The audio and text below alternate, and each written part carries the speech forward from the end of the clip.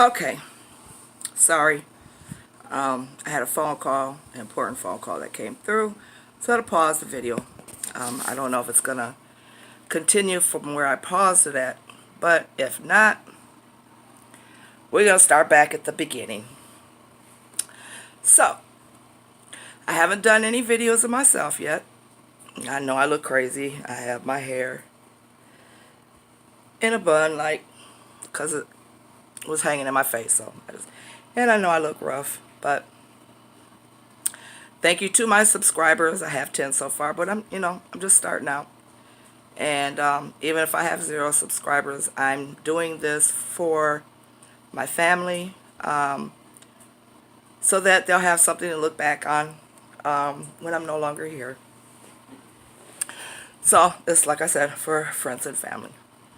And if the other part doesn't come in on what I was videoing, I'd like to say hello to Hello. I talk to her pretty much every day on here. Very sweet woman, beautiful woman. Again, hello. Okay, so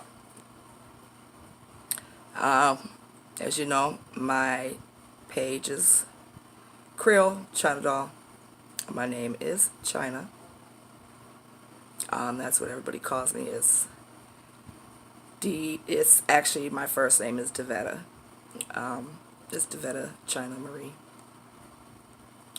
And everybody has called me China or China Doll since I was a baby, even though Devetta China Marie is my name, regardless. But I go by China. So I'm just talking to a screen. A lot of times I would go live on Facebook. I also do have a Facebook page. And some of my content that I was uploading and going live on Facebook, my family couldn't handle. A lot of it has to do with my illness, and them watching me, be sick or talking about it, my times while I'm at treatment. Okay, so let me explain treatment. I have ASD PKD, which is autosomal dominant polycystic kidney disease. I was born with it, and it is a genetic mutation.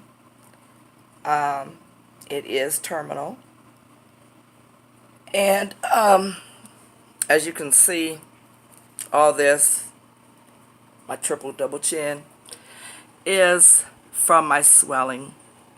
I swell a lot because I have no kidney function. My kidneys are now dead. It doesn't usually manifest until you're probably in your late 50s, 60s. Usually don't start having problems with it. Well, mine was a dominant gene, so as a child I was always sick with something. And by the age of 15, mine went full blown, where I started going through organ failure then. I just turned 53, and by the grace of God, I humble myself to Him because I am still here. And anyways, besides the polycystic kidney disease I have, I also have cancer. They found that as I was going into the hospital for, I was having a lot of pain with my kidneys one night, and I also have diverticulitis, which is colon disease with GERD. I have a hiatal hernia. So basically, especially with this swelling, my it's a perforation. Or I've had a perforation, but my stomach, a hiatal hernia is when the stomach ends up in your throat. It needs to be repaired. Well, because of the fact that you have cancer, a lot of things, you know, new technology is a little different because they can do it. They can do it. Sorry, my dog's was making some noise. They can do what do you call that? Anyways, where they don't have to cut you all the way. They can do it through little holes in the skin. But still, when oxygen hits the body and you have cancer, cancer spreads. Now, I denied treatment for cancer. I did not want to go through. Oh, this is my dog. This is my Bubba's. This mama's Bubby. This is my protector right here. I have 3 pit bulls. As you can see, I've had him since I've had all my dogs since they were first born. And this is Casper. And he's gotten so fat because we had him. Somebody's trying to message me. I'm trying to get him away. We had him fixed and chipped. So he's gained a lot of weight. His name is Casper. I need to call this little fat butt, my little pork chop. Because he reminds me of a little piggy pig. This is my baby dog. And he knows when the camera's on him, too. When I try to take a picture of him, he will actually move his face like, nope, no pictures. No pictures. See? He knows. So that's my baby. Mama loves you. Yeah. Anyways, okay. So, I denied chemo. We have a cancer cluster in my family. And my mother died of lung cancer. When she found out, she was already in the last stages. We thought she had had a stroke, but it wasn't. She had lung cancer, and when they found out everything, by then she got paralyzed, and one side of her face went numb. So that's why I thought it was a stroke, but it wasn't. When they did testing, after about a month, and they had found out everything, by then she couldn't move one side of her body because she had 2 tumors that had spread from her lungs to her brain. She had 2 in her lungs, 2 on her spine, or 1 on her spine, and 2 in the brain. So that was 5 tumors total. By then, we found this out she had just came back from Louisiana. She would go like every 6 months down there. And she came back, and let's see, July, the end of June, July, somewhere in there. She went to the doctor the next day after her face went numb, and it took a while for them to figure out what was wrong with her. And when they finally did, basically what I'm trying to say is, from June to September is all she lived, even during treatment and whatever else, because it was too far gone. She passed away September 3rd.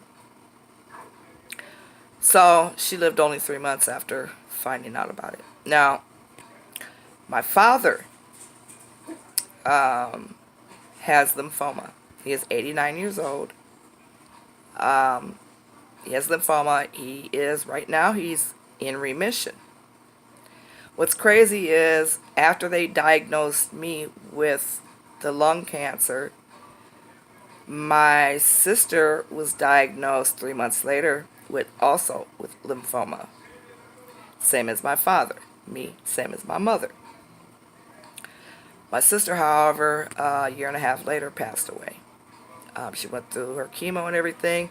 We thought everything was going to be fine. And less than 6 months, she passed. She was going to go through a second round of it. It came back. She was going to go through a second round of it, and she didn't make it. So she was, I believe, my age now. She's either 52 or 53 when it happened.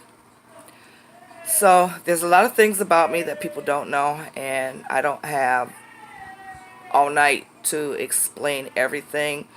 I will explain as time goes on in my videos of how my life is, the many different gifts that God has given me, and one of them is not just my career. That was because, I studied, and, God got me through all that, even as a young teen parent. I had my first child when I was 14. And I did have support from my family members, my mother and father both. So I did stay in school all through my pregnancies, high school, and then I graduated early. I'm at the age of 17, and then I went on to college a year later. At 18, I went into law. Not only went into law as a criminologist, but I also went into medical, which was my first love. I started out wanting to do as a lab tech. And as I got older, I manifested more things that I like doing, and one of them is I have a degree in mortuary science. And I wanted to be a forensic pathologist. That's why I went into medical besides the law. So I wanted to be a medical examiner. I didn't make it to be a medical examiner, but I have the knowledge to do all that. And one of the reasons why I didn't make it to that is because I've been so sick for so many years. It just got worse and worse and worse. So in about 1999, I took my hardest, well, I'm not going to say my hardest fall, but that's when my disease started becoming more and more. At that time, I was 31. Like I said, I just turned 53 in December. And by then, I was diagnosed with lupus and fibromyalgia at the age of 27. And like I said, and also at the age 26, I was diagnosed with diverticulosis, which is in the colon. Diverticulitis is when you get infection. So I do need also a repair of, as of now, I need my colon repaired also because of perforations and no elasticity, etc., etc. But I did a lot of holistic, I believe in holistic healing. And that is where you use the herbs and roots of the earth. I was born a shaman, or I was born a seer. Let me take that back. I've always been an empathic person. I see things. No, I'm not schizophrenic or crazy. But I do see things. I've always had the gift to have sight. So I do see things that most can't see. Even reading people. The spirit world is my best friend. People call me a witch. I'm not a bad one. I'm a healer. And I've healed many. I really have. I just can't heal myself because we take the weight of the world on us. So, anyways, that's another story too. So, but I do believe in holistic health. And for years, I make medicine. And a lot of times it's more healthier than what the pharmaceutical companies are doing, because most of the crap that they're giving us now is poisonous. So that is one reason why I denied chemo, because I'm also on dialysis. I am, what do they call that? I am stage 5, which is ESRD, end-stage renal disease, or end-stage renal failure. So when you reach that point, you're not eligible for a transplant. 3 of my children out of the 6 that I have the disease. My youngest son is 25, and he's been sick since he was born. He's 25 now, and he's still having a hard time dealing with a lot of things. He is also he also got his bachelor's degree. He graduated early with honors. He completed 4 years of school within 3 years. He was in and out of the hospital, but he worked his butt off. And he went to school, and like I said, he graduated earlier, and he went on to be criminology major. And now he's like stage 3 as far as his kidneys are concerned. So it's done a genetic breakdown in his body where his organs are also failing too, as well as his bone degeneration and such. So as you can see here, I have a line in my neck, and that is because this is my port. This is what is keeping me alive currently. And just like, I have to make a joke of it sometimes. I have to smile. And even on the good days and the bad days, I still smile. And I keep a smile on my face. And I try to stay positive no matter what. Because crying, yes, I cry a lot.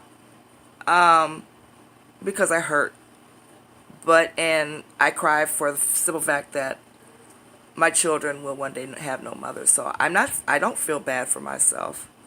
When God's ready to come get me, if that's what he wants, then that's, it's my time. And I fight myself on a lot of things. Some days I'm ready, some days I'm not, The most thing that I am sad about is the fact that I'm leaving my children and that they will have no mother. That hurts me more than anything in this world. I don't care about me. Well, yes, I care about me.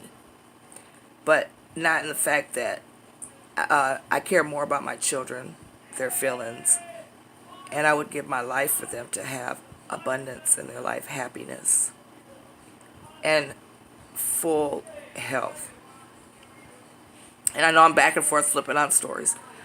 A lot's going through my mind. Like I said, I can't do it all in one night on a video. So, okay. Well, anyways. So I make a joke about this. And I've had 23 surgeries in less than a year. I spent all last year in the hospital. Months at a time. Because of the many factors of different illnesses I do have. So this is a perm cath. And I call myself an android.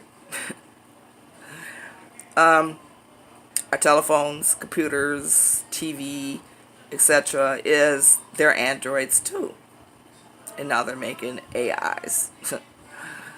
Unhuman, but artificial intelligence. But anyways, as I was saying,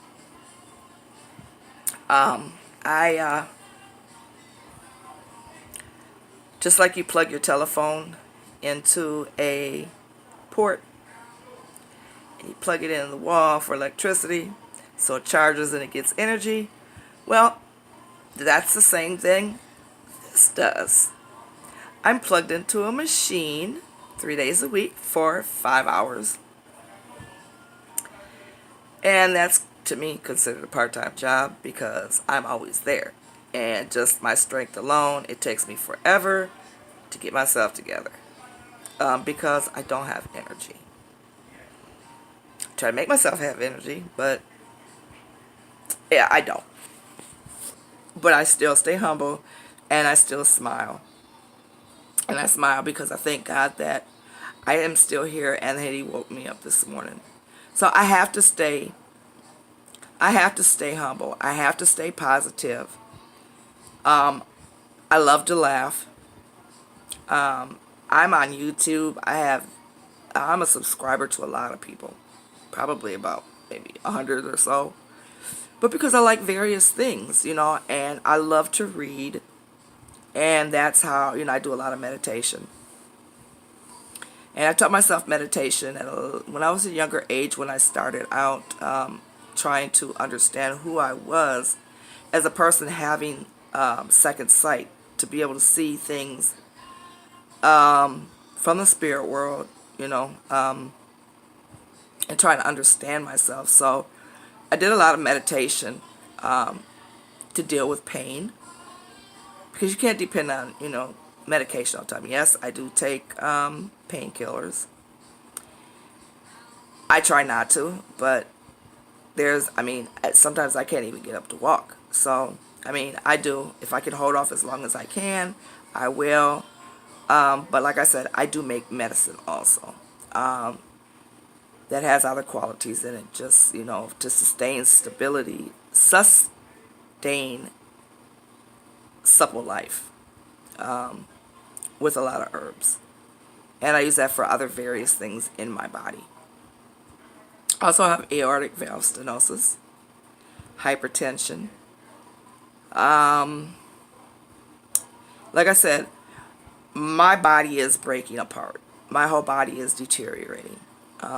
So I may not look like it, but yes, I am very sick, and I stay happy.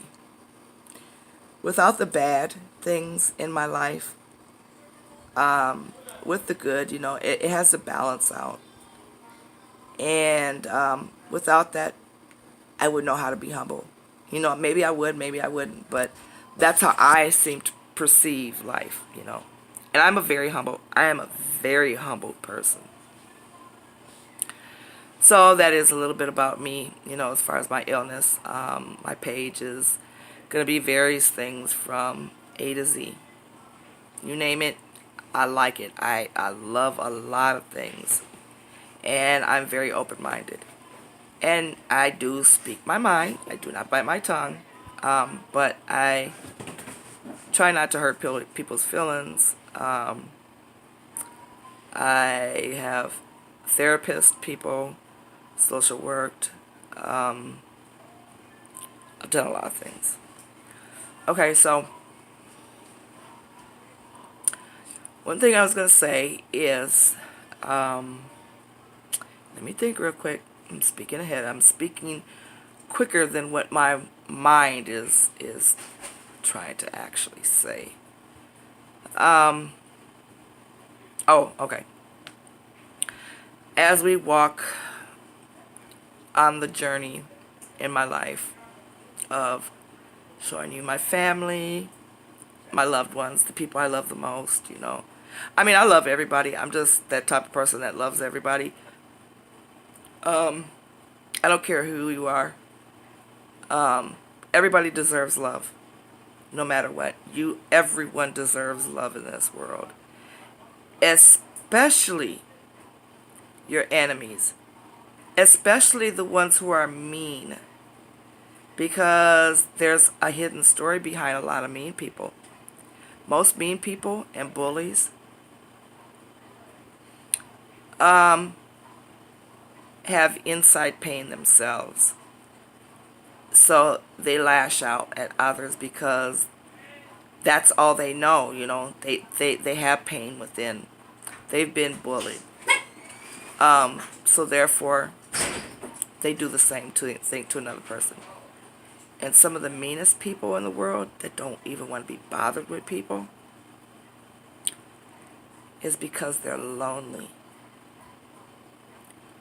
So they are mean to protect themselves.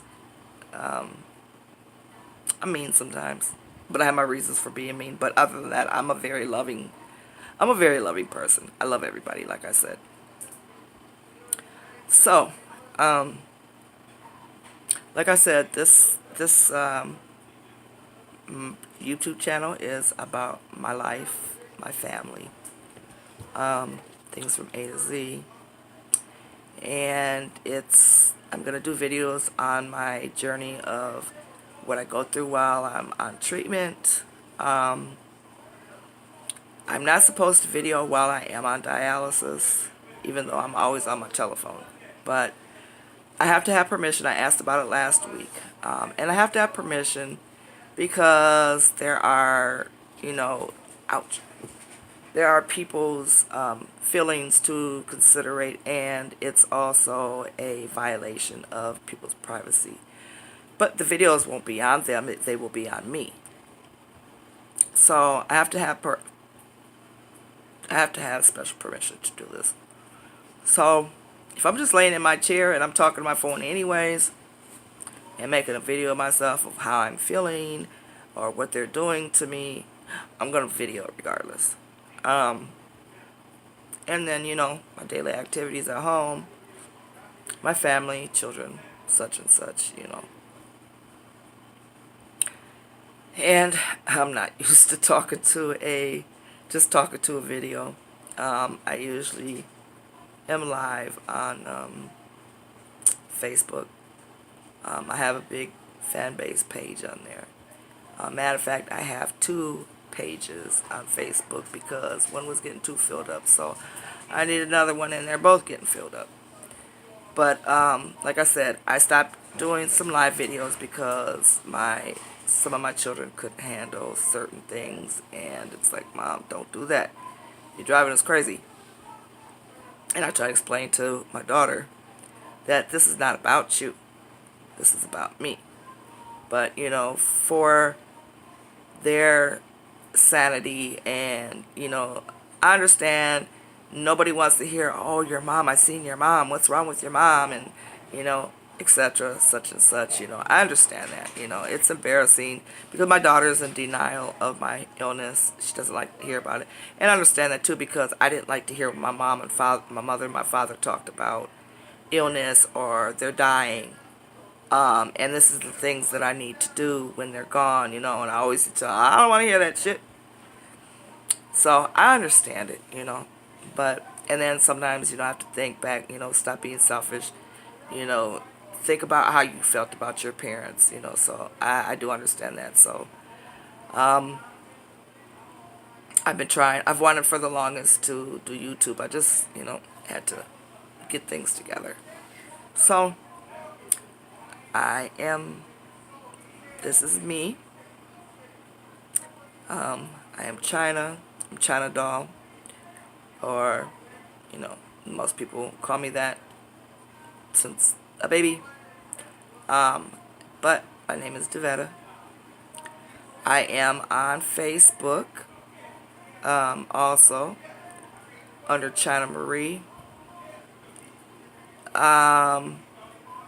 So if you want to go to Facebook and look at things, hello, I don't know if you have a Facebook, but I am on Facebook under China Marie. And then in parentheses it'll say Devetta Robinson Jones. So you can go look me up there. Either you can follow me. If you're a subscriber, I will add you to my page. So I don't have a problem with that, because there are a lot of things on there that has more on my life there than with here. But now I'm trying to do these videos. I'm trying to do more, basically vlogs about life, because it is my ending, it is my last days. I don't claim death. I will never claim death. But it is a part of life. We are here to be born, and we are here to die. Do I accept death? No. Do I fight for it every day? Yes, I do. I may not look sick, and I don't want sympathy from nobody. I'm doing this for what I need to do for me and my family. And things, just because this is something I want to do. This is something I've wanted to do for a long time. And, anyways, one thing I am going to add to this story is, when I first started a year and a half ago on dialysis, My blood pressure is out of control, even on the 5 medications that I do take for my heart. And when your blood pressure goes sky high constantly, and I stay at stroke level 230 over 130, that's way too high. But it's normal for me. So when my blood pressure drops to down to normal, like 140, and now sometimes it's even dropping, it'll go from 230 down to 70. And then I have to take my nitroglycerin because my heart starts acting cuckoo. So there's a lot of things I go through during dialysis.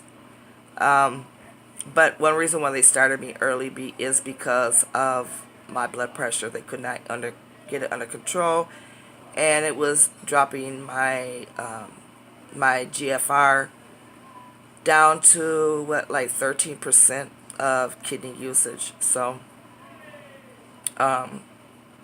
it was time. It was, we've been trying to put it, me and my doctor have been trying to put it off as long as we could, but I was swelling too much, and then I ended up having a mild heart attack, and the doctor was like, that's it. My kidney doctor was like, that's it, no more. You're going on dialysis ASAP. So I did. Okay, I was trying to think what I was going to tell you about this. Oh, okay. So anyways, I ended up having to go into the hospital one night. I was having some problems, as, a sick person does. And he was a new attending physician. He's very polite. And I was laying on the gurney. They were admitting me, so I was just waiting for them to come and do what they had to do. And the doctor asked me, "Why are you here?" And I said, "Because I'm sick." That's a dumb question to ask a person. Why are you here? I mean, yes, they need to know why you came to an ER and whatnot. But so, as he's sitting there holding my hand and talking to me and asking me, "Well, okay, we know why you said you're here, but why are you really here?" And again, I said, "Because I'm sick." I hurt. I'm in pain. I'm sick. And so he had read my whole report, cancer and everything that was going on, and he thought that they had mixed up my paperwork. And I still get that from a lot of people, even new doctors that I met. They're like, "Why are you here? What's wrong with you? You look healthy to me." Well, to me, that's my first experience about 1.5 years ago with reverse medical discrimination. That's what I would call it. Even though I've never filed, I didn't, it's not something that I was going to do. But I had to laugh at the doctor as I was sitting there in